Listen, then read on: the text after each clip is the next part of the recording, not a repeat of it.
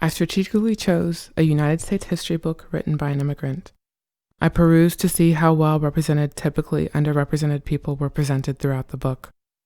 Unfortunately, it followed the typical thin narrative too many books tell. We are continuously programmed to believe people of color are minimally significant to the development of this nation by the highlighted figures and authorities of various fields. We are typically informed that white males are the people who made the world civilized and are saviors to the less fortunate and ignorant people of color. While deconstructing and reconstructing the book, I processed what it is like to be an educated Black woman from an upper middle class background in the United States on a myriad of levels. I will never forget how my first grade teacher educated me about racism and the shadow that would continuously haunt me. I learned what it felt like to be treated differently because of the color of my skin. John, a Navajo student, and I were treated blatantly differently from our white peers. Unfortunately, racist encounters with teachers is expected and accepted. Racial trauma in the classroom has even continued to haunt me even throughout my graduate experiences in a mental health program. Luckily, I come from people who are proud of their Blackness. My family's homes were sources of strength. Images of strong Black resistors, leaders, and creators were everywhere, with complementing literature. I know the strength of my roots. Part of my thickening of my narrative is not claiming the term minority as a signifier for me or others like me. Minority means less than. We have been underrepresented, exploited, and taken advantage of, but we have never been less than the status quo. I certainly have not ever thought of myself as subordinate to white people or the dominant culture as the term signifies. That term is psychological warfare, and I do not accept that or any other backhanded term that was forced upon me by my oppressors. As predicted, we are not justly represented in the book.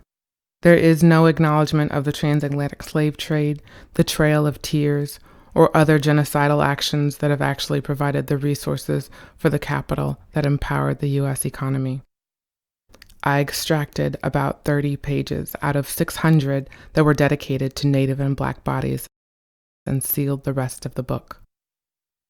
The resistance to abusive laws and significance of self-awareness, preservation, and love is realized with this extraction. Red flowers are adorned by photographs of historic resistors and leaders, while images of the Klan and Emmett Till's murderers at the conclusion of their acquittal loom in the shadows. The shadow box of the book is symbolic of a garden, burial grounds, and rebirth of resistance. Red is used to represent the bloodshed of millions of my people. Cotton is used as a reminder. The strength within me comes from sparkling moments of knowing I inherited a fight for civility and humanity that has resulted in changing abusive legislation and humanizing Black and brown people. I am extremely grateful for the thick dominant narrative within the Black and brown cultures. I will always be strengthened by the sacrifice survivors made. To signify my gratitude, I created a memorial for the martyrs, activists, family, and my parents.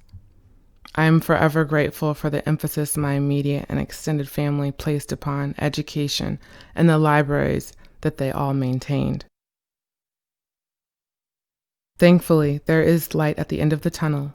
Sparkling moments include being able to wear my hair in its natural state, trending phrases like Black girl magic, Black boy joy, and befriending allies who get it, all of it, and do not question the Black experience. Most significantly, sparkling moments entail the Black Lives Matter movement, continual resistance to suppression, oppression, institutionalized and systemic racism, and the interconnected roles it weaves into our lives. I am not the thin, negative, stereotypical narrative this society attempted to program me for. I am what my ancestors sacrificed to achieve and so much more. I am a living, sparkling moment.